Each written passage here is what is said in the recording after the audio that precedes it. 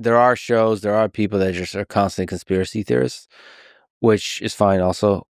But I sometimes feel that those lack genuineness because Yeah. they kind of put themselves in a bin where everything, like you question everything to a point where, like, I don't know.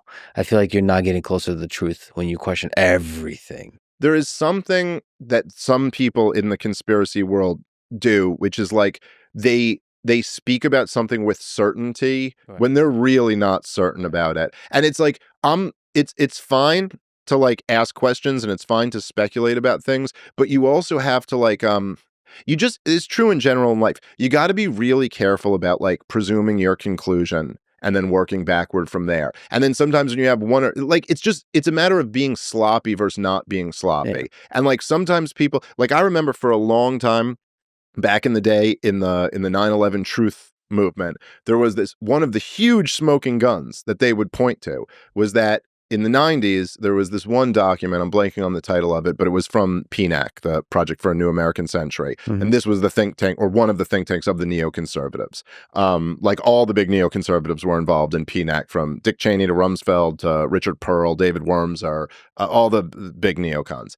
And there was this one document where they were like, their project for the new American century was how we're going to have hegemony for another 100 years. Now that we won the 20th century, how are we going to win the 21st century? And they were like, okay, well, here's what we want to do. We want to start multiple wars in the Middle East. And we want to like go like all the plans that they had. NATO expansion in Europe was a big part of it too. And then there was one line where they said, it's going to be tough to work up popular support for these multiple wars we want to fight in the Middle East, short of another Pearl Harbor style event.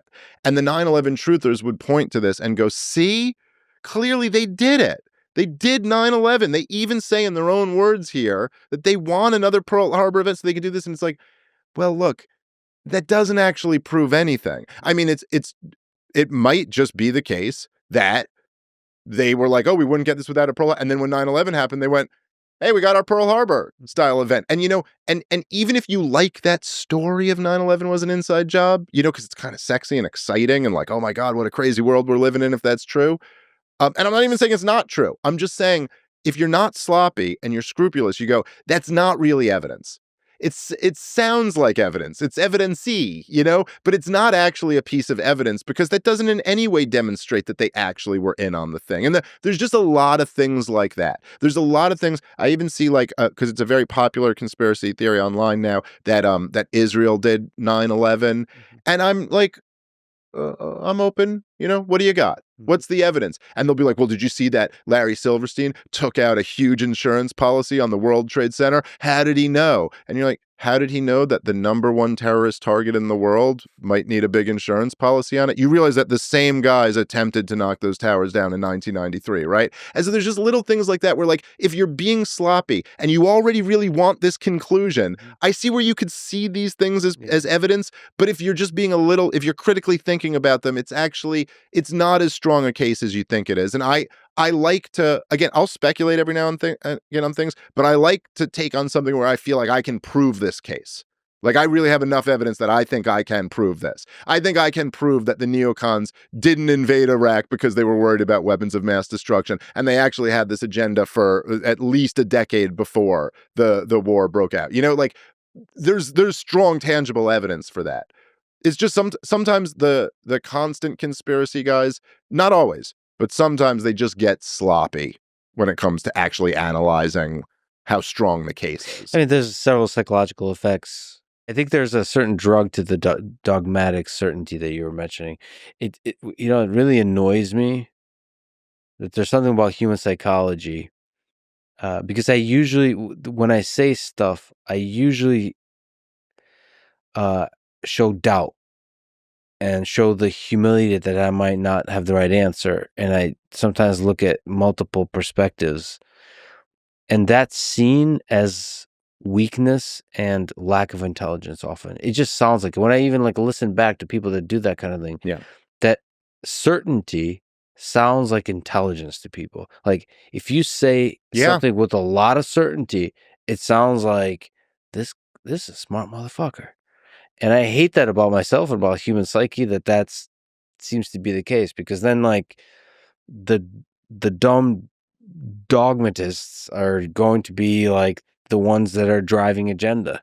It is true. I've noticed that for a long time, though. It's almost like, in a weird way, it's kind of like a prerequisite for leadership in a way. You kind of have to be certain about things. But then there's a real problem with that, which is that a lot of times you're just bullshitting, or you're not right. You're not correct to be this certain about this. It's at least debatable. And, so you always try. And then the thing, like, I feel like, at least for me, is, which I try to do. I'm sure I fail at this a ton, but you try to at least go like, you got to work on training your brain, and you have to be conscious about it. And so you have to go like, hey, if there's something here that is confirming my bias, that I get that, you start getting that little sense of pleasure of like, oh, great, here's another point that proves the thing I want to be true. Then you have to like be 10 times as skeptical about this. You have to really examine this one and be like, okay, am I sure that this one, because sometimes you'll hear people even throw out things where it's like, oh, I know you liked that because it was helping your case, but come on, think about this doesn't even make sense. It's like, okay, I want to make this argument, and then everything that would support that just gets sucked in like a force of gravity or something, and you're like, yeah, but half of these are bad data points. I mean, like, for me, there's something definitely about my brain that is attracted to conspiracy theories. So Yeah, me I'm too. very well aware that gravitational pull is there. Well, it's if nothing else, it's a crazy story. Yeah, It's yeah. like I a mean, movie. So it's every like, oh, aspect that's of it cool. is crazy. Yeah. Every fucking Yeah, you aspect don't of need it. to work on Epstein I too much don't to make it a crazy understand. story. That's one of the big mysteries of like our modern era, is like, how the fuck did this guy get an island, this pedophile, and got like smart, like really smart people to like hang out with him. Yeah. And what the fuck? And has anybody, I mean, obviously, uh uh Ghislaine, however you say her name, Ghislaine. Ghislaine Maxwell, okay, she went to jail. It's like, has anybody anywhere been forced to resign? I mean, like, just even like, say, like, I don't know, like at the FBI or something, just for not like catching the thing sooner. Like, even if you weren't in on it, it's like, no, there's a real problem with the American system, and it's that like, that I think this just went on for too long before, like, the American people just wouldn't put up with it anymore. And this is why trust in every institution and the corporate media and the Congress and all of it is evaporated, is that it's like, is he just saying, of all the people who sold the war in Iraq, no one so much as like got kicked out of polite society? Like, I'm not even saying like, oh, they went to jail for war crimes for life, but was just like, yeah, we're not looking to you for advice on the next war. Thanks. Go home. Like, none of that. It's like all these like crazy things. Nobody goes down for it. I mean, like, they lied us into war after a war. They've bankrupted the country, damn near destroyed the dollar. They locked down the country on the basis of pseudoscience, then lied through their teeth about what this vaccine would do as they were forcing it on people. And like, no one loses their job. No one even gets in trouble over any of this. And look, in any area of life, whether a business or a relationship or whatever, you cannot screw up that catastrophically and face no repercussions for it and think that your business or relationship isn't going to fail as a result of that.